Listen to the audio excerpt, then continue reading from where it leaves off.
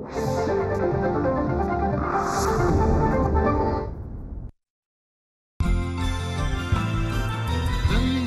नजाऱ्याची रंगीन दुनिया, रंगीत दुनियेची रंगीन जादू. नजारे निराळे सितारे तराने, अदाए तूफानी दिल हुए बेकाबू. अनोखे दीवाने अंदाज प्यारे, त्यांच्या कामाची जादू नावाची जादू. बघूयात यांच्या या हुकमी टेक्यांची दुसरी बाजू, दुसरी बाजू, दुसरी बाजू. नमस्कार मित्रमैत्रिणींनो, नमस्कार. दुसरी बाजू या तुमच्या अतिशय आवडत्या अशा कार्यक्रमात मी विक्रम गोखले तुम्हा सगळ्यांचं स्वागत करतो आहे. मित्रमैत्रिणींनो, महाराष्ट्रातल्या बऱ्याच गावांनी, शहरांनी, खेड्यांनीसुद्धा मराठी रंगभूमी, मराठी चित्रपट, हिंदी चित्रपट, मालिका या ठिकाणी अनेक लोकांना इथे पाठवून आपापल्या गावाचं एक नाव केलेलं आहे, शान राखलेली आहे. असंच एक गाव म्हणजे अहमदनगर, जिथून आपले मामासाहेब तोरडमल आले, सदाशिव अमरापूरकर आला. तसेच आज आपले पाहुणे हे नगर जिल्ह्यातले श्रीरामपूरहून इथे आलेले आहेत. त्यांचं नाव वगैरे सांगण्यापूर्वी त्यांच्याबद्दल फक्त एवढीच माहिती देतो की ते फक्त गंधानी, गंध जाणीवा या गंध जाणीवांवरून चित्रपट लेखन म्हणण्यापेक्षा चित्रपट गीत लेखन याकडे त्यांनी आपला प्रवास सुरू केला. त्यांना इथे बोलवण्यापूर्वी त्यांच्यावरची एक चित्रफीत आपण पाहूया. अहमदनगर जिल्ह्यातलं श्रीरामपूर हे शहर ऊसमळ्यांचं, बागायती, निसर्गरम्य साखरेचं हिरवं शहर. अनेक राजकीय, सामाजिक क्षेत्रातली मोठी माणसं, अनेक साखर कारखाने या तालुक्यात आहेत.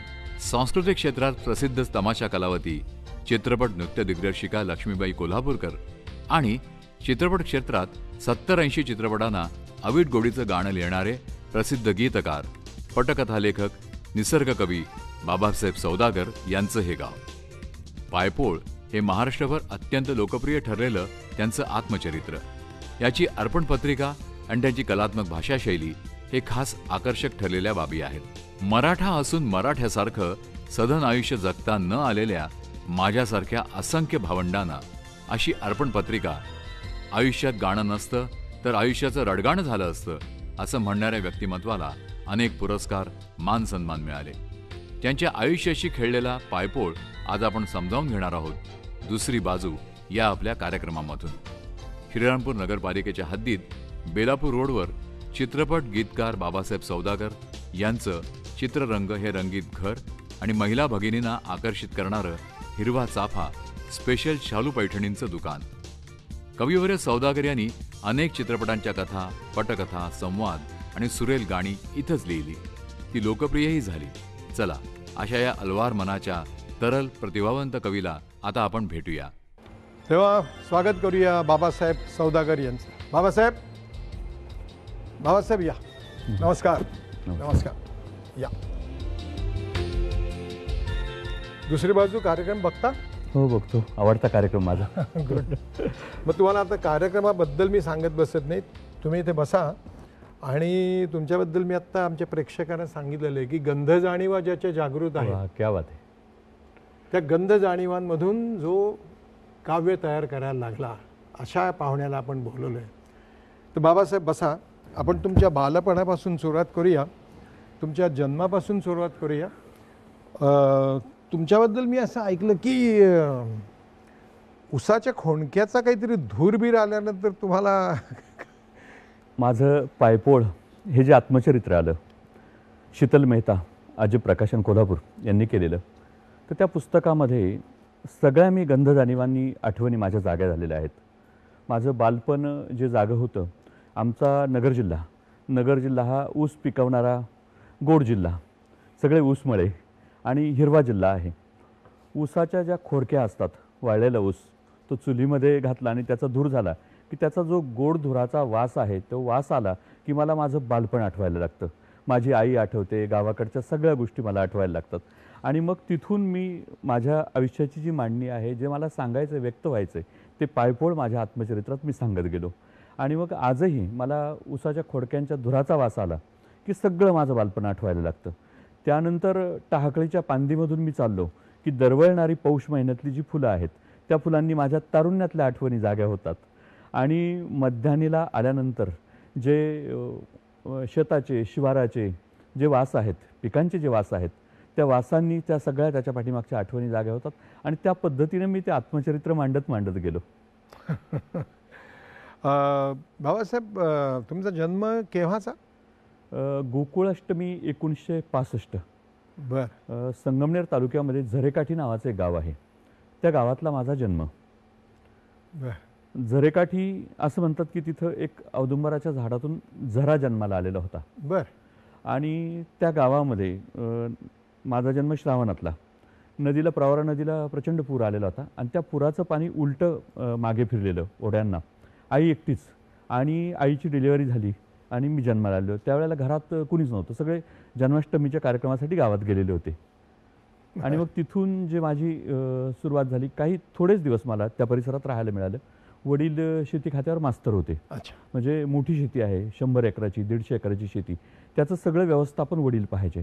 वडील अत्यंत सज्जन माणूस, त्यांनी कधीही चोरी केली नाहीत, कधी ते खोटं वागले नाहीत. आणि म्हणून त्यांच्यावर ते सोसायटीत नोकरी करायचे. नोकरी करत असताना त्यांच्यावर बालंट आलं आणि त्यांची नोकरी गेली. त्यांची नोकरी गेल्यानंतर सगळं गणगोत त्यांच्यापासून बाजूला गेलं. आणि गणगोत बाजूला गेल्यानंतर त्या माणसानी बैलगाडीमध्ये आपलं बिऱ्हाड भरलं आणि बिऱ्हाड घेऊन ते सासूरवाडीला आले. आणि सासूरवाडीला आल्यानंतर आमचे जे आजोबा होते, आईचे वडील, ते शेती खात्यावर मास्तर होते. म्हणून मग त्यांनी आपल्या जावायला नोकरी द्यायची, ते एक असं शेती खातं पाहिलं आणि त्या शेती खात्यावर ते आम्हाला सगळ्यांना, बहीण भावंडांना घेऊन गेले. तिथं गेल्यानंतर तिथले जे सगळे संस्कार आहेत, बालवयात माझ्यावर जे संस्कार झाले, बरं झालं मी ही गोष्ट अत्यंत भाग्याची समजतो की त्यावेळेला माझं सगळं बालपण, अख्खं बालपण खेड्यामध्ये गेलं.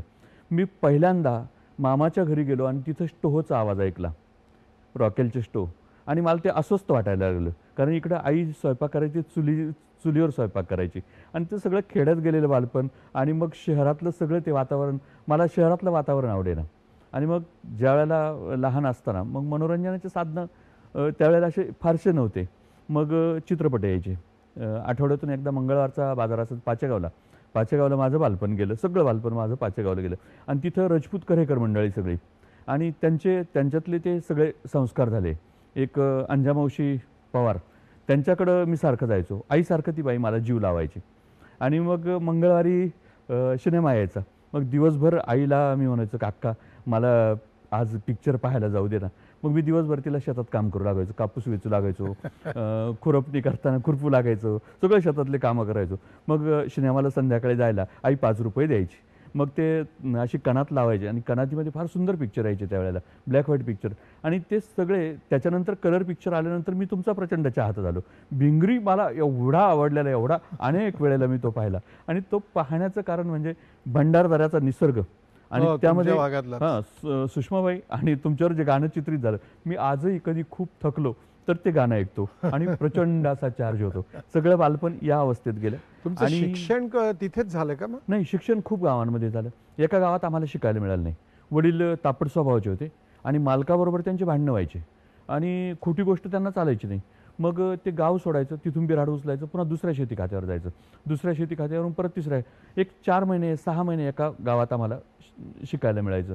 आणि मार्क चांगले असायचे आम्हाला बहीण भावांना. मी साधारण 9वीपर्यंत बरा होतो, कारण 8वीपर्यंत 7वीपर्यंत मराठी शाळेत होतो आणि 8वीला इंग्रजी शाळा सुरू झाली. इंग्रजी शाळा सुरू झाल्यानंतर माझ्या मनामध्ये प्रचंड भयभीती निर्माण झाली इंग्रजीची. आणि मला असं वाटलं की जिंदगीत आपल्याला इंग्रजी येणार नाही. आणि इंग्रजीचा जो न्यूनगंड माझ्या मनामध्ये निर्माण झाला, त्या न्यूनगंडातून मी काय केलं की इंग्रजी ही आपली आई नाही, ही आपली मावशी नाही, ही मला एकदा पत्रकारांनी मध्यंतरी साहित्य संमेलनाचा अध्यक्ष झालं त्यावेळेला विचारलं की तुम्हाला मराठी भाषेविषयी काय वाटतं. म्हटलं मराठी भाषा ही आपली आई आहे, हिंदी ही आपली मावशी आहे. मराठी भाषा 9वार साडी नेसते, हिंदी 6वार साडी नेसते, कधीतरी महिन्यातून एकदा ब्युटी पार्लरला जाते, बोया ॲब्रो करते. हिंदी आमची मावशी आहे. ते म्हटलं इंग्रजीविषयी काय मत आहे. तर म्हटलं इंग्रजी आमची आई नाही, मावशी नाही, ती आमच्या वडिलांची मानलेली मेहुणी आहे. ते म्हणतात तिला आई म्हण, तिला कसं काय आई म्हणायचं. आणि मग तो न्यूनगंड निर्माण झाला इंग्रजीविषयीचा आणि मी मराठी पुस्तकं वाचायला लागलो. मग त्यावेळेला बहिणाबाई चौधरी, ग ल ठोकळ, ग दि माडगुळकर यांचे काव्य वाचायचो मी. आणि वडील मला अनेक वेळेला मारायचे की पुस्तकं वाचतो, पुस्तकं कशासाठी वाचतो. आणि हे जे आहे ह्या आपल्या लोकांचं काम नाही, हे कुणब्यांचं काम नाही पुस्तकं वाचणं. आणि घरात पुस्तकाचं वातावरण नव्हतं. पण सुदैव एवढं चांगलं की 105 वर्ष माझी आजी जगली. हो, दानोऱ्याचं सोनगावचं शिंदे पाटलाच्या घरातलं तिचं माहेर. आणि ती बोलता बोलता काव्यरचना करायची. खूप सुंदर दिसायला, गोरी पान, उंच म्हातारी, आणि 9वार साडी नेसायची, अशी पायघोळ 9वार साडी, मोठा पदर असायचा. असा पदराचा झोळ तिने ओढला की ती काव्याची ओळ म्हणायची. सुंदर सुंदर ओव्या ती म्हणायची. आणि तिच्या त्या ओव्यांचे संस्कार, हे वाचलेले पुस्तकं, आणि याच्यातून सगळी जडणघडण होत होती. आणि त्या दरम्यान गावामध्ये तमाशा यायचे. मला तमाशा फार आवडायचा. आजही मला तमाशा फार आवडतो. तिकडं ढोलकी वाजायला लागली की माझ्या उरामध्ये नुसती खळबळ होऊन जाते. आणि वडील मात्र भयंकर संतापलेले असायचे. ते म्हणायचे तमाशा पाहायचा नाही. आणि मी चोरून तमाशाला जायचो. तमाशा पाहून मी आलोय, वडिलांना दुसऱ्या दिवशी कळालं की वडील मला मारायचे. आजही मला तमाशा खूप आवडतो. पण मग तुम्ही लहानपणी आईला तिच्या शेतीच्या कामामध्ये काम करून जी काही एक लाच द्यायचा सिनेमा बघण्याकरता, तर सिनेमा बघण्याकरता वडील काही बोलायचं नाही? सिनेमासाठी नाही वडील बोलायचे, पण वडील तमाशा पाहायचा नाही. कीर्तनाला जायचं, कीर्तनाला जा. मराठी पिक्चर, आणि मराठी पिक्चर सुंदर असायचे त्यावेळेला. आपलं शेत दिसायचं, शिवार दिसायचं, सामाजिक भान त्याच्यामध्ये असायचं. खूप चित्रपट मी पाहिले. अनंत मानेंचे पिक्चर पाहिले, दिनकर पाटलांचे पाहिले. आजही मला तुम्ही विचारा की कुठल्या चित्रपटातलं हे कुठलं दृश्य आहे. पण मग शिक्षणाच्या किंवा वाचनाच्या विरोधात का होते वडील? कारण वडील कधी पुस्तकं वाचत नव्हते. घरात पुस्तकाचं अजिबात वातावरण नव्हतं. बरोबर, वाचन संस्कृती नव्हती. शेती संस्कृती. हां, शेती संस्कृती. आणि त्या दरम्यान आमच्याकडे जे शेजारी पाजारी होते, एक पोतराज होता. तो पोतराज बाजारला जायचा. सकाळी जी ओबी तो म्हटला किंवा जे गाणं म्हटला, सकाळी वेगळ्या रागात तो गाणं म्हणायचा, दुपारी वेगळं म्हणायचं, आणि संध्याकाळी कारुण्यानं ओथंबलेलं त्याचं गाणं असायचं. आणि त्याचे ते जे मीटर आहेत, पोतराजाच्या गाण्याचे मीटर किंवा बिलांच्या वह्या असायच्या. आषाढ महिना सुरू झाला की त्यांच्याकडं आषाढ पांजीचा कार्यक्रम असायचा. आणि मग ते वेगवेगळ्या लईमध्ये ओव्या म्हणायचे. त्या ज्या वह्या असायच्या, त्याच्यानंतर आमच्याकडं एक वडाळ्यावरून लोककथा सांगणारा एक वयस्कर ग्रस्त यायचा. आणि तो रात्रभर खूप सुंदर असं निळावंतीचं आख्यान सांगायचा, पांडव प्रताप सांगायचा. नंतर क्रांतिसिंह नाना पाटलांची गोष्ट काव्यातून सांगायचा. आणि ते जे काव्याचे संस्कार त्यावेळेला झाले. आणि मग मी पडद्यावर पाहायचो. सिनेमा पाहायला गेलो की पडद्यावर मोठं नाव दिसायचं, ग दि माडगुळकर, जगदीश खेबुडकर, कवी संजीव, राजा वडे. आणि मग मला असं वाटायचं की आपलंही नाव असं आलं पाहिजे पडद्यावर. वडील तुमच्या वाचनाच्या विरोधात होते, पण मग तुम्ही तुमचं प्राथमिक शिक्षण जे काही केलं ते कुठपर्यंत झालं आणि नंतर पुढे कुठे शिक्षण? खरं सांगायचं ना, हे सांगण्यापूर्वी आपण एक छोटीशी विश्रांती घेणार आहोत. चालेल. मित्रमैत्रिणींनो, एका वेगळ्याच व्यक्तिमत्वाशी आपण बोलतोय, ज्यांचे वडील वाचू नकोस असं सांगायचे, कुठेही जाऊ नका, बघत राहा दुसरी बाजू. कारण वडील वाचू नकोस असं सांगत होते आणि तरीही त्यांचे चिरंजीव हे उत्कृष्ट काव्यलेखक झाले. कसे ते पाहूया. पुन्हा एकदा सगळ्यांचं मनपूर्वक स्वागत. बाबासाहेब, तर शिक्षणाचा मग प्रारंभ केव्हा झाला? म्हणजे लेखन वाचन हे सुरू केव्हा झालं? वडील लेखन वाचन ना साधारणतः मी 3रीला होतो. बरं. आजी फार सुंदर ओव्या म्हणायची. तिची एक ओवीची लकेर मी तुम्हाला ऐकवतो बघा. शेतकरी जाणीवा किती समृद्ध होत्या तिच्या. ती म्हणायची, नई पडला पाऊस झाली नई आबादानी, ठाक कोरडी पेहरा नई वाहिल ग पाणी, खिऱ्या काकड्याच्या वाड्या गेल्या उन्हानं जळून, पुटी पिकण्याआधीच गेलं भुईच या न्हान, पुटी पिकण्याआधीच गेलं भुईच या न्हान. अशा ओव्या ती म्हणायची. ती जर कधी चिडली, आमच्या आईवर चिडली, तर ती म्हणायची की भावाची लेक उगाच भाची केली, हिला बोलता येत नाही, झापता येत नाही. हे सांगणं तिचं मोठं तरल आणि काव्यस्पर्शी असायचं. ती म्हणायची, भाची सुन केली काम सांगायची चोरी, गारहाण करू कशी सुन परक्याची बरी. अशा सुंदर ओव्या ते म्हणायचे. म्हणजे थोडक्यात तुमच्या काव्याच्या संदर्भातल्या जाणीवा ह्या घरातूनच सुरू झाल्या, आपण घरातून सुरू म्हणूया. झाले, घरातून सुरू झाले. बर, पण मग तुम्हाला चित्रपटामध्ये गीतकार व्हायचं आहे, तर हे गीतकार होण्यासाठी तुम्हाला कोणाची मदत झाली? घरातल्या याच लोकांची, मावशी, आई किंवा ह्या लोकांची, की आणखीन बाहेर कोणाकडून तुम्हाला? बाहेरची माणसं, खूप चांगली माणसं भेटत गेली साहेब मला. माझ्या सुदैवाने फार चांगली माणसं मला भेटत गेली. उदाहरणार्थ? आणि उदाहरणार्थ मला दत्ता हलसगीकर भेटले. बर. दत्ता हलसगीकर, कवयित्री शांता शेळके. शांता शेळकेनी स्वातंत्र्याच्या सुवर्ण महोत्सवाच्या कार्यक्रमामध्ये माझ्या बायकोला सांगितलं की बाई, ईश्वरानं तुझ्या पदरात खूप चांगला माणूस बांधला, याला जप. तोपर्यंत मला बायको खूप हिडीस करायची की हे गाणे लिहित फिरतात, कायम कवितेत रमलेले असतात, त्यांच्याच भावविश्वात असतात. आणि त्यानंतर शांता शेळकेंनी सांगितल्यानंतर ती खूप जीव लावायला लागली मला. पण मग शांता शेळके काय आहेत, कोण आहेत, हे त्यांना वहिनीनं माहिती होतं? तर हो, तिला माहिती होतं. अच्छा. तिला माहिती होतं. ती खरं तर तिचं शिक्षण खूप बर. कमी शिक्षण तिचं. मी एकदा तिला विचारलं, म्हटलं कविता, तुला काय करावं वाटतं? ब्युटी पार्लर करावं वाटतं की काय करावं वाटतं? ती म्हटली, अहो मला गाणं शिकायचं आहे. बर. आणि ती सुंदर अशा सांप्रदायिक ओव्या, गवळणी, अभंग म्हणायची. त्यांचं नाशिकचं, ओझरचं तिचं माहेर. बर. आणि सांप्रदायिक वातावरणामध्ये ती वाढलेली. तर ती म्हटली, मला गाणं शिकायचं. मी घरामध्ये विचारलं की कविताला गाणं शिकायचं. मला म्हटलं, काय आपण पाटलाच्या लेकीसून ना, गाणं शिकवून तुला काय तमाशा मंडळ काढायचं का? कशासाठी तिला गाणं शिकवतो? आणि एवढं असतानाही मी तिला गाणं शिकवलं. मला असं वाटलं की एक 8 दिवस ती गाणं शिकायला जाईल आणि नंतर बंद होईल. ती 10 वर्ष तिने गाण्याची आराधना केली आणि छान ती गायला लागली. आणि मग कलावंताचे सुख दुःख तिला कळायला लागले आणि मग ती जपायला लागली मला. बाबासाहेब, थोडक्यात घरामधल्या काही व्यक्तींचा शिक्षण, वाचन संस्कृती, कला विश्व याच्याकरता पूर्ण विरोध असताना सुद्धा तुम्ही दोघं जण हो, या क्षेत्रामध्ये तंबू सारखं उभं होतो साहेब मी. सगळ्या बाजूनी ताण आहेत. बरं. आणि ताण असताना, जेवढे ताण असतील तंबूला, तेवढा तो खंबीरपणाने उभा राहतो. सगळे ताण सोसत उभा राहिलो. तुम्हाला पहिली जी संधी मिळाली गीत लेखनाची, ती कोणी दिली? मला माझ्यासाठी तसं जर म्हणाल ना साहेब, तर आकाशवाणी आणि दूरदर्शन. अच्छा. आई आणि मावशी जसं जीव लावतात ना, तसं ह्या दोन्ही माध्यमांनी मला जीव लावलं. मला आकाशवाणीचा मान्यताप्राप्त कवी केलं रवींद्र आपटेंनी. बर. आणि पुणे आकाशवाणीवर माझं पहिलं गाणं राम कदमांनी केलं. अच्छा. सोन पाखर आली पिकावर, पौष पिवळे ऊन पडे, हळू शेंदग पाणी साजनी, खळखळ करती तुझे जुडे. माझं पहिलं गाणं संपदा देशपांडेंनी गायलेलं, स्वरचित्राचं. राम कदमांनी माझं पहिलं गाणं आकाशवाणीला केलं. आणि त्याच्यानंतर मला दूरदर्शननी संधी दिली आणि दूरदर्शनवर माझी गाणी व्हायला लागली. दूरदर्शनवर गाणी झाली. लेखक आपल्या भेटीला हा जो कार्यक्रम आहे आपला, तो कार्यक्रम यशवंत भालकरांनी पाहिला. आणि यशवंत भालकरांनी पाहिल्यानंतर मला पहिल्या चित्रपटाचं गीतलेखनाची संधी सत्ताधीशसाठी त्यांनी आणि जगदीश खेबुडकरांनी दिली. अच्छा. आणि तिथून जगदीश खेबुडकर? नानांनी. नाना म्हटलं की मला माझ्या गादीचा वारसदार मिळाला, यजबा अरे वा. या पोराला गाणं. वा वा वा. आणि सत्ताधीशला पहिला अभंग लिहिण्याची संधी त्यांनी मला दिली. अभिनंदन, अभिनंदन. खेबुडकर मोठे काव्यलेखक होते. बर. तुमचं आणि कविता वहिनींचं काय अरेंज मॅरेज की? असं आत्ता वाटतं लोकांना. ती गाण्याचे कार्यक्रम करती. बर. चित्ररंग नावाचा गाण्याचा कार्यक्रम आहे. हजारो प्रयोग तिने केले. हो का? हो. आणि ती सावळी आहे, छान काठपदराची साडी नेसते, गजरा लावते. आणि मला बरेच जण असं विचारतात की वहिनी कर्नाटकातल्या आहेत का, तुमचं लव्ह मॅरेज आहे का? तिची राहण्याची सगळी जी पद्धत आहे तर त्या स्टाईलचं ती राहते.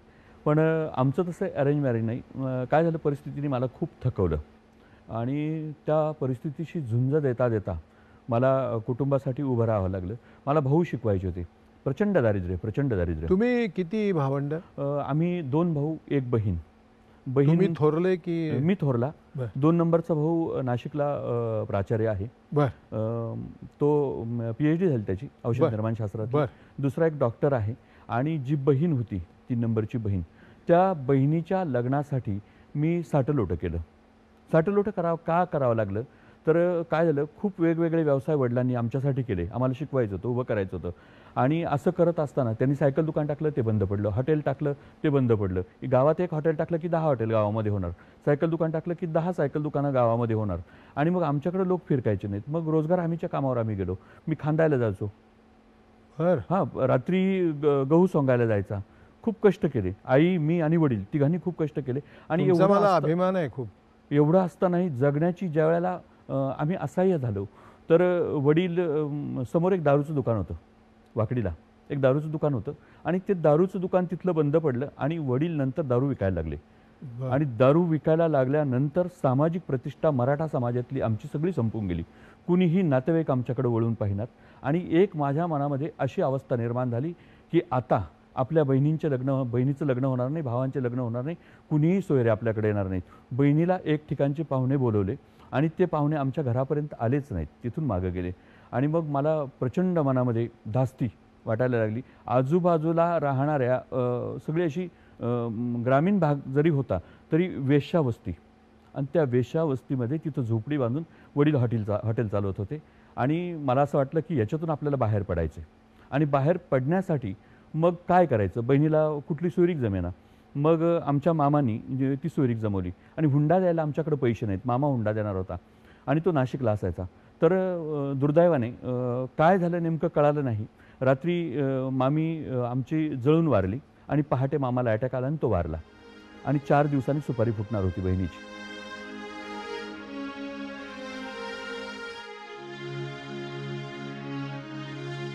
आम्ही एक शर्तीची जमीन घेतली होती की या व्यवसायातून बाहेर पडायचं, आपण शेती करून पाहू. मग शर्तीची जमीन घेतली एक ठिकाणी, खंडानी जमीन घेतली आणि ती करायला आम्ही सुरुवात केली. मी ज्वारी केली होती तिथं, आणि ज्वारीला मी पाणी भरत होतो. आणि दुपारीच आई माझ्याकडे आली आणि मला म्हटली की पटकन आटप, आपल्याला घरी जायचं. म्हटलं का? तर म्हटली मी घरी गेल्यावर तुला सांगते. आणि मला म्हटली की असं असं आहे, एक मुलगा नाशिकला आहे, HL तो नोकरीला आहे, सरकारी नोकरीला आहे, आणि त्या मुलाला आपण शोभाला देऊ. म्हटलं ठीक आहे. पण मला ती म्हटली की त्यांची एक बहीण आहे, बहीण सावळी आहे, आणि आपण जर असं केलं, साटलोटं केलं, त्यांची मुलगी आपण केली, आपली मुलगी त्यांना दिली, तर हे लग्न होऊ शकतं. मी एका मिनिटात होकार देऊन टाकला. मी बायको पाहिली नाही. आणि डायरेक्ट मी हळदीच्या दिवशी इथून आम्ही बहीण भाऊ निघणार होतो. वाजंत्रीवाले बोलवले. आणि त्यावेळेला काय कुणीच नातेवाईक सूप दिलं नाही. कुणी आम्ही त्यांचे नातेवाईक आहोत हेही सांगायला लोकांना लाज वाटत होती मराठा मंडळींना की आमचे पाहुणे तुमच्याकडे. आणि मग अशा परिस्थितीमध्ये आम्ही तिथून निघालो. मी मनाची तयारी करून निघालो की चला, बहिणीचं चांगलं होतंय ना, तर आपण करूयात साटलोटं. सावळी मुलगी असेल तर काय होतंय, विठ्ठलही सावळा आहे, काय हरकत नाही, आपण तिला घडवू, तिला उभं करू आयुष्यात. अशा तयारीने मी इथून निघालो. आणि हळदीला आम्ही निघालेलो. आणि त्याच वेळेला पोलीस खात्याचे लोक, म्हणजे वडील दारूच धंदा त्यावेळेला करत नव्हते, पोलीस खात्याचे लोक आले आणि त्यांनी धाड टाकली. आणि धाड टाकली, बाहेरून आणलेल्या दारूच्या बाटल्या तिथं पंचनाम्यात त्यांनी दाखवल्या. आणि वडिलांना त्यांनी बुटानी मारलं, आईला मारलं. आणि मी गयावया करून त्यांचे पाय धरत होतो, तरीही त्यांनी ऐकलं नाही. आईने गळ्यातलं मंगळसूत्र काढलं, पायातले जोडवे काढले, सोनाराकडे जाऊन मोडले आणि त्या फौजदाराला पैसे दिले. आणि मग त्यांनी एक रात्र वडिलांना तिथं ठेवून सकाळी पहाटे लग्नाच्या दिवशी सोडलं. असे सगळे प्रसंग आयुष्यात आले. तिथून मी रात्री अस्वस्थ मनाने पंचवटीमध्ये आलो. आणि पंचवटीमध्ये आल्यानंतर चंद्रकांत जोशी आणि कवी सागर माझ्या सोबतीला होते. आम्ही पहाटपर्यंत पंचवटीच्या खडकावर बसून होतो. प्रचंड अस्वस्थ मनाने मी तिथं बसून होतो. आणि पहाटे लोक हस्ती विसर्जनासाठी आले, ते रडत आले ते लोक. आणि तो सगळा जो कोलाहल होता, रडण्याचा कोलाहल, तो कोलाहल माझ्या मनामध्ये तसाच राहिला. आणि मी पुन्हा सावरलो आणि ठरवलं की नाही, आपण आयुष्यात या सगळ्या दुःखाला, सगळ्या प्रसंगाला सामोरं जाऊ. आणि लग्नाला उभा राहिलो. आणि डायरेक्ट लग्नामध्ये अंतरपाठ बाजूला झाल्यानंतर मी बायको पाहिली आणि बायकोला घेऊन आलो. तिने एवढी छान साथ दिली साहेब मला. मी भाग्यवान आहे की एवढी चांगली बायको मला मिळाली. तुम्ही पण ग्रेट आहात बाबासाहेब, तुम्ही पण ग्रेट आहात. तुमची पत्नी जेवढी ग्रेट आहे तेवढेच तुम्ही पण ग्रेट आहात. तुमचं सगळं कुटुंब ग्रेट आहे. गुड. पत्नीला कलाप्रांताकडे कसं काय म्हणजे घेऊन आलात? तिला गाणं शिकवलं. गाणं शिकवल्यानंतर मग तिने पाहिलं की ग्रामीण भागामधले कितीतरी चांगले कलावंत साहेब की ज्यांना दिशाच सापडलेली नाही आहे. चांगली ढोलकी वाजवणारा पोरगा खाणीवर कामाला जातोय, त्याच्या हाताला पोड आलेले आहेत. चांगला सिंथे वाजवणारा पोरगा अणवानी पावलांनी उन्हामध्ये हातगाडीवर सिंथे वाजवत फिरतोय असे मुलं तिने जमा केले आणि आम्ही गाण्याचे कार्यक्रम करायला लागलो, लग्नातून कार्यक्रम करायला लागलो, अरे वा. वेगवेगळ्या लग्नातून वेगवेगळ्या ठिकाणी. आणि एवढं की गाणी चांगली समृद्ध गाणी सादर करायची. चित्ररंग नावाने आम्ही तो कार्यक्रम करायला लागलो. आणि तिने आपण पुढच्या प्रवासाला सुरुवात करण्यापूर्वी प्रश्नोत्तराच्या पुन्हा एकदा बाबासाहेब छोटीशी विश्रांती घेऊया. मित्रांनो, प्रचंड दुःख भोगलेला माणूस आणि नंतर त्याला यश दिसतं तेव्हाही त्याचे पाय जमिनीत असतात, असं एक मूर्तिमंत उदाहरण बाबासाहेब सौदागर. त्यांची कहाणी आपण ऐकतोय. कुठेही जाऊ नका, बघत राहा दुसरी बाजू. पुन्हा एकदा सगळ्यांचं मनपूर्वक स्वागत. बाबासाहेब, तुम्ही गाण्याचे कार्यक्रम करत होतात, म्हणजे नेमकं काय काय, कुठे कुठे, कसे कसे आणि कसली गाणी होती ती? सगळी मराठी गाणी. त्यात आता माझे जे चित्रपटांमध्ये गाणे आले, जवळजवळ 77-78 चित्रपटांना मी गाणे लिहिले. त्याच्या आधी तुम्ही चित्रपटात गीतलेखन सुरू केलं होतं की त्याच्या नंतर? नाही, माझं गीतलेखन जे सुरू झालं माझ्या लग्नानंतर सुरू झालं. लग्नानंतर सुरू झालं. मी काय करायचो, घरातले पितळाचे भांडे मोडायचे आणि कोल्हापूरला जायचं की मला कुणीतरी गाणी लिहायला संधी देईल, असं मी सगळं करत होतो. आणि एक दिवस ज्यावेळेला आपला मुंबई दूरदर्शनचा कार्यक्रम झाला, लेखक आपल्या भेटीला, त्यानंतर यशवंत वालकरांनी मला बोलवलं आणि मला सांगितलं की बाबासाहेब, तुला जर चांगलं गाणं लिहिता आलं तरच मी तुला प्रवासाचे पैसे देईन आणि मानधन देईन, आणि गाणं जर लिहिता आलं नाही तर मी तुला प्रवासाचे पैसे देणार नाही. अशा अटीवर त्यांनी मला बोलवलं आणि मी घरून निघालो. कविताला मी म्हटलं की अरे, मला सत्ताधीश नावाचा अशोक जाधवांचा पिक्चर मला मिळतोय, त्याचं गाणं लिहिण्यासाठी मला यशवंत वालकरांनी बोलवलं आहे. ती म्हटली, अहो आता घरात एकही पितळाचं भांडं तुम्ही ठेवलं नाही, आता मी तुम्हाला जायला पैसे कुठून देऊ? तर संक्रांत होती त्या दिवशी. संक्रांतीच्या दिवशी तिने गळ्यातलं मंगळसूत्र तोडलं. संक्रांत हा सुवासिनीचा सण. मंगळसूत्र तोडलं. मी गेलो सोनाराकडे, ते मोडलं. तिला थोडंसं धान्य आणि किराणा आणायला त्यातले पैसे ठेवले, बाकीचे पैसे मी खिशात टाकले आणि कोल्हापूरला मी गेलो. कोल्हापूरला गेलो तर त्यावेळेला तिथं गेल्यानंतर आमचे कवी मित्र मला भेटले. ते म्हटले की अरे बाबासाहेब, तू कशाला इथं आला? जगदीश खेबुडकरांनी नवा गीतकार कोणी येऊ दिला नाही, तू आला तसा मागे जा. आणि माझी ठाम श्रद्धा होती. मी तिथे गेल्यानंतर मग सकाळी गाणे लिहिण्याचा प्रसंग ज्यावेळेला सुरू झाला तर त्यावेळेला मला त्यांनी तो प्रसंग समजावून सांगितला. आणि ऐश्वर्या नारकर त्याच्यामध्ये काम करत होत्या, नायिकेची भूमिका. त्यांच्या पतीचा खून झालेला आहे, मुलाला पळवून नेलेला आहे, त्यांना बंदीखान्यात टाकले आणि एका स्वातंत्र्य सैनिकाला उन्मत्त झालेला एक पुढारी लात मारतोय आणि मग तो पहाटे विठ्ठलाच्या मंदिरात जातो आणि त्यावेळेला तो अभंग सुरू होतो, सुरेश वाडकरांनी गायलेला पहिला अभंग. तर तो अभंग मला त्यांनी लिहायला सांगितलं आणि आजीचं जे मीटर होतं त्या मीटरमध्येच तो अभंग लिहिला मी की नीतिमत्तेची ही गाथा चंद्रभागेत बुडाली, तुझ्या वाचून आम्हाला आता कुणी नाही वाली, विटेवरून ये खाली देवा हो रे आता जागा, धाव पांडुरंगा आता धाव पांडुरंगा. या मीटरमध्ये मी ते गाणं लिहिलं आणि वाडकर साहेबांच्या आवाजात ते गाणं ध्वनिमुद्रित झालं. त्यावेळेला त्याचं नॉमिनेशनही झालं आणि तिथून मग गाण्याचा प्रवास हा सगळा सुरू झाला. मग गाण्याचा प्रवास, एकीकडं गीतलेखन, एकीकडं ऑर्केस्ट्राचे कार्यक्रम. आणि मुळापुरा वीज संस्थेत मी नोकरी करत होतो. नोकरी करत असताना जी राजकीय मंडळी होती त्या राजकीय मंडळींनी मला फार तसं छळवलं, त्रास दिला. त्यानंतर मग संस्थेने मला त्रास दिला, इतका प्रचंड त्रास दिला की मला वेळ मिळायची नाही, तिथून मला रजा ते द्यायची नाहीत. आणि शेवटी वैतागून मी ती नोकरी सोडून दिली आणि मी ठरवून टाकलं की पठ्ठे बापूरावांना आपण गुरुस्थानी मानतो ना, तो माणूस आपल्या कलेवर फक्त जगला ना, चला आपण कलेवर जगूयात, फक्त कलेवर जगायचं, गाण्यावर जगायचं. आणि गाण्यावर मी जगायला लागलो आणि यश मिळत गेलं, पुढे चालत निघालो. आणि हे करत असताना 50-55 कलाकार माझ्या पत्नीने जिल्ह्यातले घडवले. आज त्यांना दिशा दाखवली, केला इशारा जाता जाता मधल्यासारखी तिने दिशा दाखवली, त्यांना उभं केलं आणि आता ते जिल्हाभर वेगवेगळ्या लग्नांमधून कार्यक्रम करीत फिरतात. अरे वा. अरे वा, एवढं छान. आणि ते कधीतरी येतात, कधीतरी माझ्याकडं आमचा कलाकार येतो, सोमनाथ येतो की सर मी गाडी घेतली. दुसरा कलाकार येतो, सर मी प्लॉट घेतला, मी आता घर बांधतोय. आम्हाला प्रचंड आनंद होतो. मुलांसारखं यांना जीव लावलं सगळ्यांना. प्रश्नच नाही. Very good. तुमच्या भावांची, तुम्ही थोरले ना? हा, मी थोरलं. तर मग भावंडांची शिक्षण वगैरे मग पुढे? मग धाकटा भाऊ मी शिकवला, दुसरा जो डॉक्टर झाला तोही शिकवला. भाऊ उभे केले मी आयुष्यामध्ये. बहिणीसाठी खूप छान घर मिळालं, ते मेवणे फार चांगले मिळाले, तिला जीव लावतात ते. असं सगळं होत गेलं. माणसं मी उभी केली. पण ज्या वेळेला माझ्यावर प्रसंग आला त्यावेळेला सगळ्यांनी माझ्याकडे पाठ फिरवली. एखाद्या चित्रपटातल्या सारखं माझ्या आयुष्य खेळलं, पण थकलो नाही. मला माझ्या मुलींनी सावरलं. माझी मोठी मुलगी MBBS झाली, आता ती MD झाली, इमर्जन्सी मेडिसिन घेऊन तिने PG केलं. दुसरी मुलगी आता डॉक्टर झाली. मुलगा माझा BA झाला, तो इव्हेंट डेकोरेशनचा व्यवसाय करतो. मुलगा खूप छान आहे, माझी सून खूप छान आहे, एक छोटा मला नातू आहे. अरे वा वा, व्हेरी गुड. मग तुम्ही स्वतः शिकू शकला नाहीत मात्र या सगळ्या नाही शिकू शकलो मी. व्यापामध्ये. या सगळी माणसं नाही, पण सावरताना. तुमच्या अनुभवाने तुम्हाला आयुष्य इतकं शिकवलं, फार मोठं शिक्षण आहे, फारच मोठं. तर तुम्ही स्वतः कसे काय सावरलात? म्हणजे दुसऱ्यांना सावरणं हेच आपलं आयुष्य आहे हे स्वीकारून तुम्ही उभे राहिलात की कसं काय झालं नेमकं? संघर्षाशिवाय हरचे नाही साहेब. यशाचा एक हार जर गळ्यात पडायचा असेल तर अपयशाचे हजारो प्रहार आपल्याला पाठीवर झेलावे लागतात. मी तयार झालो, ते प्रहार मी पाठीवर झेलले. आज आमच्या कविमित्रांना असं वाटतं की अरे ह्याचीच गाणी का होतात, यालाच लोक का परत परत बोलवतात. गेली 20 वर्ष मी चित्रपटात गाणी लिहितो, अभंगापासून लावणीपर्यंत सगळे प्रकार. म्हणजे मी शब्दांची पूजा करणारा माणूस आहे. लता शब्द उलटा केला तर ताल शब्द तयार होतो, आणि ताल शब्द उलटा केला तर लता शब्द तयार होतो. विद्या शब्द उलटा केला तर दैवी शब्द तयार होतो. भाऊ जो शब्द उलटा केला तर उभा असा शब्द तयार होतो.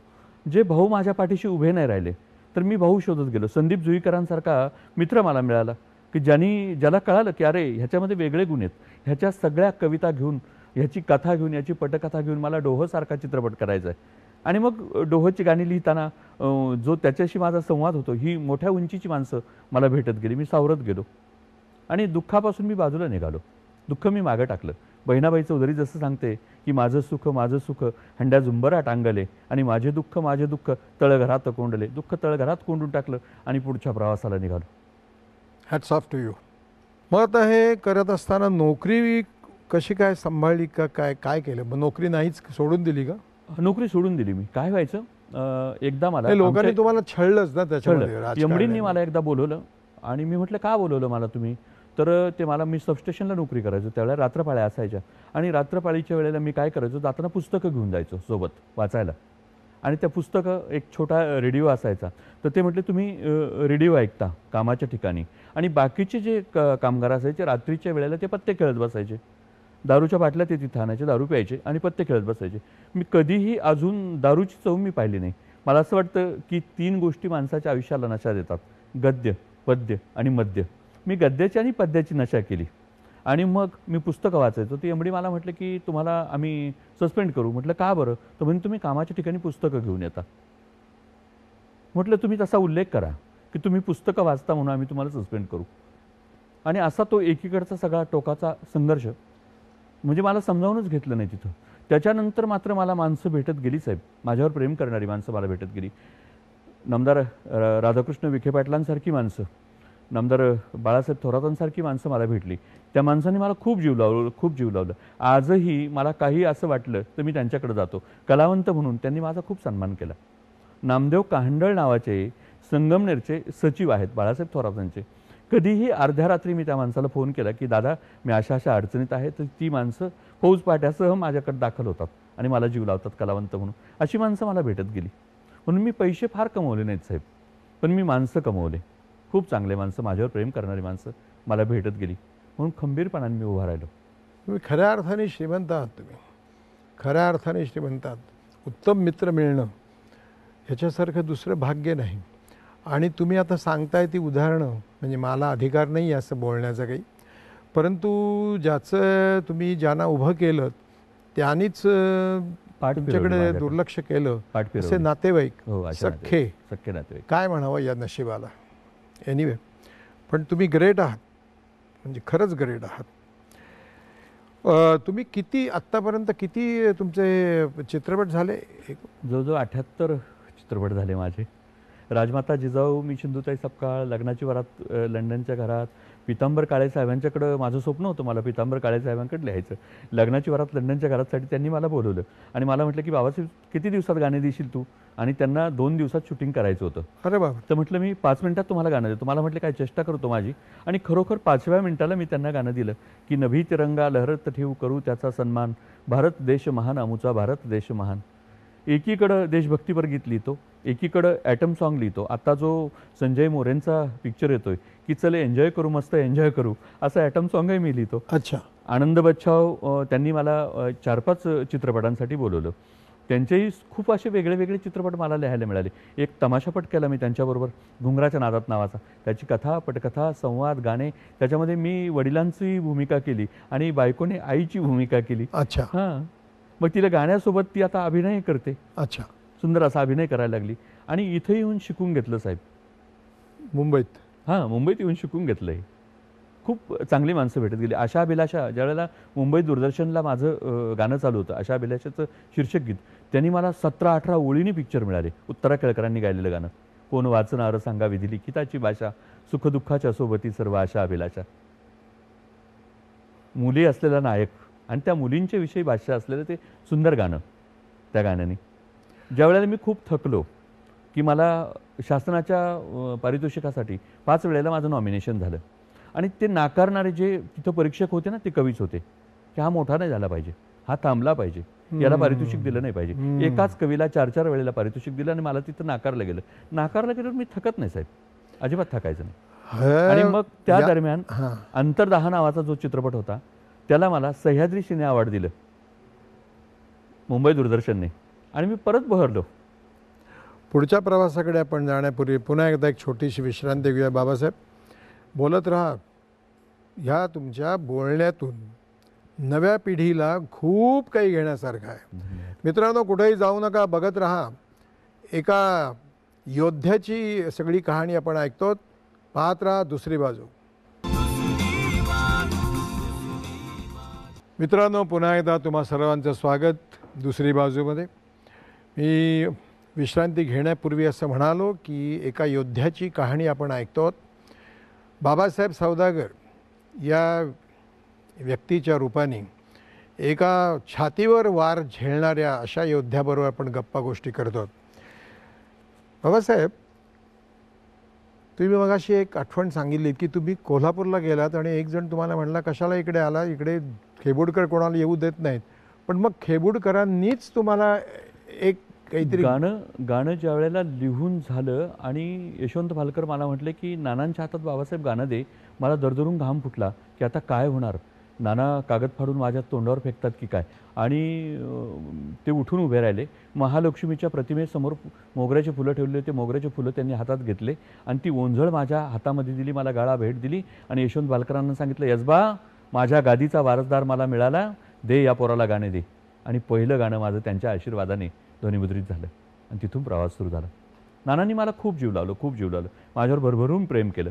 शेवटच्या क्षणापर्यंत नाना दवाखान्यामध्ये होते तरी नानांनी मला फोन केला आणि मला सांगितलं की बाबासाहेब एकदा माझ्याकडे येऊन जा. त्यांनी सांगितलं नाही की मी आजारी म्हणून. आणि नाना गेल्यानंतर मी प्रचंड व्याकुळ होऊन रडलो. एवढं जीव लावलं मला. आता पुढचा भाग असा की तुम्हाला पुरस्कार नाकारणारी ही जी राजकारणी मंडळी आमच्या क्षेत्रात, आपल्या क्षेत्रात आहेत, भरपूर राजकारणी आहेत. ग्रुपिझम आहे, गटबाजी आहे, त्यांची नावं नका घेऊ. पण मग एकाच कवीला कायम पुरस्कार देणारे हे आणि तुम्हाला नाकारणारे जे होते, त्यांनी असे काय किती उजेड पाडले होते? खरं काय होतं साहेब, मी कुठं कमी पडतो तर मी सिनेमा धंद्यात राहून कधी दारूला स्पर्श केला नाही. मी कुणाबरोबर पार्टीला बसलो नाही आणि कोणाला दारू पाजायची भानगड केली नाही. आणि मी बाजूला चूक आहे. लोकांना दारू पाजा जाऊ द्या, आपण आपली नैतिकता डासळू दे. एकदम परफेक्ट. मग आता तुम्हाला किती टोटल पुरस्कार? पहिला पुरस्कार सह्याद्रीचा मिळाला. हां, सह्याद्रीचा अवॉर्ड. त्यानंतर गदी माडगुळकर पुरस्कार, अनेक पुरस्कार मिळाले. आज जर माझं घर तुम्ही पाहिलं तर अख्ख्या भिंती पुरस्कारांनी भरलेल्या आहेत. अख्ख्या भिंती पुरस्कारांनी, म्हणजे पुरस्कार ठेवायला जागा नाही एवढे पुरस्कार. मला संभाजीराजांच्या हस्ते पुरुषोत्तम खेडेकरांनी जिजाऊंच्या नावाने जो पुरस्कार दिला जातो, जिजाऊ विश्वभूषण पुरस्कार, तो 25 लाख लोकांच्या समोर दिला. 22 मिनिटांचं मी भाषण केलं आणि 22 मिनिट लोकांनी मला डोक्यावर घेतलं होतं सिंदखेड राजाला. असे सन्मानाचे अनेक पुरस्कार मला मिळाले, खूप पुरस्कार मिळाले. पण असं मला वाटतं की पुरस्कार देणारे कमी भेटतात, तिरस्कार करणारे जास्त भेटतात. पण मला पुरस्कार करणारी खूप चांगली माणसं मला भेटली, माझ्यावर माया करणारी सज्जन माणसं मला भेटत गेली आणि सज्जन माणसं मी जोडत गेलो. आणि जी माणसं आपल्याला आवडत नाहीत, ज्या वाटेनं आपल्याला जायचं नाही ती माणसं मी सोडून देतो, त्यांच्या वाटेत मी कुठेही आडवा येत नाही, सरळ आस्ते कदम चालत राहायचं. भगवंताने मला गाणं लिहिण्यासाठी पाठवले. आयुष्यात माझ्या गाणं जर नसतं साहेब तर माझ्या आयुष्याचं रडगाणं झालं असतं. गाण्याने मला सावरलं. म्हणून एकीकडं अभंग लिहितो, तशीच मी लावणी लिहितो. म्हणजे बघा, कीर्तन हा शब्द आपण जर उलटा केला तर नर्तकी शब्द तयार होतो, आणि नर्तकी शब्द उलटा केला तर कीर्तन शब्द तयार होतो. कीर्तनकाराच्या हातातले टाळ आणि नर्तकीच्या पायातले चाळ या दोन्हीचंही महाराष्ट्राला सारखंच आकर्षण आहे. म्हणून महाराष्ट्रातला माणूस जसा विठ्ठलाच्या वारीत उभा राहतो तसाच तो तमाशाच्या बारीमध्ये उभा राहतो. त्याला टाळ आवडतात तसेच त्याला चाळ आवडतात, त्याला अभंग आवडतो तशीच त्याला लावणी आवडते. म्हणून अभंगापासून लावणीपर्यंत सगळे प्रकार मी लिहितो वा, चित्रपटाचे. आणि एका रात्रीत अख्खे गाणे मी लिहितो. फक्त एक अनुभव मला असा आला की मला पेमेंट घ्यायचं, मी एका रात्रीत गाणे लिहिले. पितांबर काळ्यांचा पिक्चर होता आणि सकाळी पेमेंट मागितलं निर्मात्याला, तर ते म्हटले एक रात्र तर काम केलंय, एवढे पैसे द्यायचेत का यांना. म्हणून पितांबर काळ्यांनी मला सांगितलं की बाबासाहेब असा वेडेपणा करत नको जाऊ, छान लॉज घ्यायची, 7-8 दिवस गाणे लिहित बसायचं, सगळे चोचले त्यांच्याकडून पुरवून घ्यायचे आणि मग गाणे त्यांना एक एक गाणं द्यायचं. तू एका रात्रीत का गाणे लिहिना, पण एकदम गाणे देत जाऊ नको. असेही प्रसंग अनुभवले. पितांबरनी सुद्धा खूप भोगलंय बरं का खूप आयुष्यामध्ये. खूप देव माझा माणूस, खूप जुना देव हो, माणूस, चांगला माणूस चित्रपट आहे. सृष्टीतील देव माणूस. हो, त्यालाही पितांबर काळे, त्याला प्रेमाकिरण त्याचं कष्टाचं चीज त्याचं नाही कधी झालं, नाही झालं. नाही झालं, हे मी त्याला साक्ष आहे. एनिवे, मग आता कविताबाईंनी काय करतायत? आता तिने छान गाण्याचे कार्यक्रम तर ती करतेच, बर, आणि गाण्याचे कार्यक्रम करत असताना ती सामाजिक कामही करते. बर, ती सण असेल तर सणाच्या दिवशी स्वयंपाक करून घेते. Railway station, S T stand, तिथे ही जी दुबळी पाबळी माणसं आहेत त्यांना ती खाऊ घालते. सणाचा स्वयंपाक देऊन तिथं खाऊ घालते. थंडीच्या दिवसामध्ये ती ब्लँकेट घेऊन जाते, कपडे घेऊन जाते, त्या माणसांना ती देते की ही माणसं कुडकुडत राहिली नाही पाहिजे. माझ्या नवऱ्याने मुंबईमध्ये चित्रपटांसाठी येताना अनेक थंडीमध्ये मी रात्री काढल्या, अनेक रात्री इथं मी काढल्या, मला दरवाजे उघडत नव्हते, हे तिने पाहिलेलं. माझ्या नवऱ्याने, ती म्हणते की माझ्या नवऱ्याने या कलेसाठी दिवस दिवस उपवास भोगलेत म्हणून या माणसांना खाऊ घालायचं. ती ते काम करते. आणि हे करत असताना तिने आता एक शालू पैठण्यांचं दुकान टाकलं. तिला शालू पैठण्या खूप आवडतात. मग तिने शालू पैठण्यांचं एक दुकान टाकलं. आणि मी तिला म्हणतो की कविता, अगं तू ही 5,000ला साडी तिकडून जर आणली येवल्यावरून तर तू 5,000लाच का विकती? तर ती म्हणते की या निमित्तानं मला महिला भेटतात, त्यांचे मला सुखदुःख जाणून घेता येतात. आणि मग खूप छान आता ती दुकान चालवते, शालू पैठण्यांचं दुकान. आमची सुनबाई तिला मदत करते. सुनबाई काय करतात? मराठवाड्यातली माझी सून आहे. ती गृहिणीच आहे. तिला मी पुढे तिच्या कलानी, छोटं बाळ असल्यामुळं तिच्या कलानी मी तिला शिकवणार, घडवणार, उभं करणार. आणि विशेष म्हणजे माझ्या मुलाचं लग्न झालं साहेब, त्यावेळेला एक वाटीसुद्धा आम्ही त्या पाहुण्यांकडून घेतली नाही, 1 रुपया हुंडा घेतला नाही. अगदी साध्या पद्धतीने आम्ही ते लग्न केले. एक 5-50 लोक माझे आणि एक 5-50 लोक त्यांचे, असं नेऊन औरंगाबादला ते आम्ही लग्न केलं. कारण त्या मुलीला वडील नव्हते. मी त्या दिवशी ठरवून टाकलं की आजपासून मी वडिलांची भूमिका हिच्यासाठी मी करणार. चुकली तर मी तिच्यावर चिडेल आणि मी तिला खूप माया करतो, जीव लावतो, लेकींसारखं मी तिला जीव लावतो. मुलगी काय, आता तुम्ही म्हणलं दुसरी डॉक्टर होते, एक डॉक्टर झाली, डॉक्टर झाली, दुसरी डॉक्टर झाली, आणि आता दोघींसाठी मी मुलं शोधतो आहे. बर, फक्त माझी आट अशी आहे की हुंडा मागणाऱ्या मुलाला मला मुलगी द्यायची नाही. शाबास. स्वाती नखाते ही माझी मानसकन्या आहे. हो का? तिने मला सांगितलं की पप्पा, माझ्या बहिणींचं लग्न जमवताना हुंडा मागणाऱ्या मुलाला माझ्या बहिणी द्यायच्या नाहीत. आणि मी स्वातीला शब्द दिला की स्वातीताई, नाही, ज्या घरात हुंडा मागतील त्या घरात मला मुली द्यायच्या नाहीत. सुसंस्कृत माणसं असावी, चांगली माणसं असावी, आणि ज्यांना कलावंत कळतो अशा माणसांच्या घरात मला मुलगी द्यायची आहे. कारण मी मराठा समाजामध्ये खूप अनुभवलं, कलावंतांच्याकडं ही माणसं आदरानं पाहत नाहीत. यांच्या दृष्टीनं राजकारणातली माणसं मोठी असतात, कलावंत मोठा नाही, कारण ही माणसं वाचतच नाहीत. ग्रामपंचायतचा पडलेला सदस्य असेल तर तो त्यांना मोठा वाटतो, आणि आम्ही सांस्कृतिक क्षेत्रात काम केलेली माणसं त्यांना आमचं काहीच वाटत नाही. हे मीच नाही तर अनेक मराठा समाजातल्या कलावंतांनी हे अनुभवलेलं आहे. मराठा आणि कुणबीमध्ये काय फरक आहे हो? मराठा आणि कुणबी एकच साहेब, शेती करतात ती कुणबी. बर, शेती करणारे पण ते मराठा, मला असं वाटतं, ज्या वेळेला मी राजमाता जिजाऊची गाणी लिहिली आणि मला पत्रकारांनी विचारलं की तुम्ही मराठा असा उल्लेख केला, सिंहाच्या जबड्यात घालून हात मोजते दात, ही जात मराठ्यांची, तळपती हाती तलवार, वैऱ्यावर वार करीत प्रहार, हा आला राजा शिवाजी. मंदाताई निमशेंचा पिक्चर होता, आणि ते म्हटले मराठा असा उल्लेख केला. तर मला वाटतं मराठा ही जात नाही, तर मराठा ही वृत्ती आहे. जो मेल्याशिवाय हटत नाही तो मराठा. मग आपण का हटायचं? फारच छान, हटायचंच नाही मागे. फारच छान. सध्या काय लिहित आहे? सध्या बरेच 20-22 चित्रपट अरे माझ्याकडे वा आहेत. वा वा. बाळ निकम यांचा तुझा दुरावा, त्याची मी गाणी फार सुंदर गाणी लिहिली. एस श्रीधरन त्याचे संगीतकार आहेत. त्या चित्रपटात मी भूमिका करतोय. हो का? संजय मोरे आणि सिद्धांत मोरे औरंगाबादचे, त्यांचा शिवा नावाचा एक चित्रपट, त्याची खूप सुंदर गाणी मला लिहायला मिळाली, अत्यंत सुंदर गाणी. आणि त्याच्यामध्ये मी प्राचार्यांची भूमिका केली. बर त्याच्यानंतर आनंद बच्छावांचे आता 2 चित्रपट मी लिहितो आहे. बर. संदीप जुईकरांच्या चित्रपटाविषयी तर माझं खूप मोठं स्वप्न आहे की तो चित्रपट अत्यंत सुंदर गाणी, सुंदर संवाद, सुंदर पटकथा आणि वेगळा विषय असलेला चित्रपट मी तो करतो आहे. माझं स्वप्न असलेला तो चित्रपट आहे. डोह तो करतो आहे. बरीचशी कामं आहेत. मुलगा कुठे असतो आता? मुलगा माझ्याजवळच असतो श्रीरामपूरला. बर. तो काय करतो? इव्हेंट डेकोरेशनचं हे करतो. म्हणजे नेमकं काय करतो? म्हणजे लग्नातले जे डेकोरेशन असतात बर. किंवा स्टेज शो असतील, त्याच्या पाठीमागची जी सजावट असते हो हो. त्या सजावटीचं काम तो करतो. त्याला त्याच्या आवडीप्रमाणे मी काम करू दिलं. बर बर. खूप चांगला मुलगा आहे माझा. म्हणजे श्रीरामपूर सारख्या शहरात राहून तो सुपारी सुद्धा खात नाही, इतका चांगला मुलगा. आपली मुलं चांगली निघणं ही कलावंतांच्या दृष्टीनं फार मोठी संपत्ती आहे. हो तर प्रश्न. आणि ती मला मिळवता आली. बाबासाहेब, तुमची ही सगळी कहाणी ऐकून पायपोळ आता मला वाचायला पाहिजे. पायपोळचा नेमका तुम्हाला काय अभिप्रेत आहे? पायपोळ मला लक्षात येत आहे अण्वांनी पावलांनी सोसलेले सगळे चटके, पायाला बसणारे जे चटके आहेत तो पायपोळ. त्याची आता दुसरी आवृत्ती शीतल मेहता करतायत अजय प्रकाशन. 25,000 पुस्तकं खपले साहेब. ते पहिली आवृत्ती 25,000ची मोठी आवृत्ती केली होती त्यांनी. आणि आता पुन्हा ते मोठी आवृत्ती त्याच्यावर बऱ्याच जणांनी मला विचारलं की आम्हाला याच्यावर चित्रपट करायचा आहे. पण ज्या वेळेला चांगला समज असलेला, साहित्याची समज असलेला दिग्दर्शक, निर्माता पुढे येईल त्यावेळेला मी ते त्यांच्या हातात देईल आणि खूप सुंदर अशी त्याच्यावर कलाकृती होईल. तुम्हाला समजा चांगला मी एखादा निर्माता दिला, चांगला निर्माता दिला, तर त्याची गाणी तुम्ही लिहा आणि दिग्दर्शन मी करेन. क्या बात आहे. हे आमचं पूर्वसंचित पूर्वपुण्याई साहेब. बाबासाहेब, तुम्ही आमच्या हाकेला ओ देऊन इथे आलात आणि सगळी तुमची ही जी सुखदुःखाने भरलेली कथा ऐकवलीत. मी तुमचा तर्फे दूरदर्शनसाठी एक 4 ओळी अर्पण करतो. प्लीज. काय झालं, मुंबई दूरदर्शन आणि महाराष्ट्रातले सगळे आकाशवाणी केंद्र, गोपाळ आवटींच्या पासून तर सगळे केंद्र संचालक, त्याच्यानंतर आमचे बाबासाहेब खराडे असतील, ह्या सगळ्या माणसांनी माझ्यावर उदंड प्रेम केलं.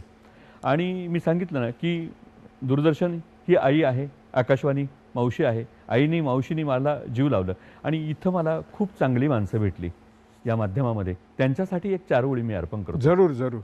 भलेपणाच्या उपकाराचे कसे मानू मी तुमचे आभार, भलेपणाच्या उपकाराचे कसे मानू मी तुमचे आभार, दरवळणाऱ्या चंद्रफुलांचा आभाळाला झाला भार. कुठलं नातं तुमचं नि माझं, कुठलं नातं तुमचं नि माझं, जिव्हाळ्याचं की रक्ताचं, असेल तेही कुठल्या जन्मी देव अनखी भक्ताचं. अंधारातून दिसू दे वाटा, दया घणा दे तुझा आधार, भलेपणाच्या उपकाराचे कसे मानू मी तुमचे आभार, दरवळणाऱ्या चंद्रफुलांचा आभाळाला झाला भार, दरवळणाऱ्या चंद्रफुलांचा आभाळाला झाला भार. Babasaheb, you are great, you are great.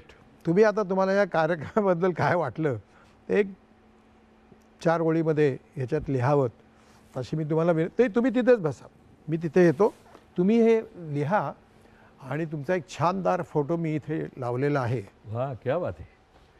तर तुम्ही इथे लिहा वाह. तुम्हाला या कार्यक्रमाबद्दल काय वाटलं ते.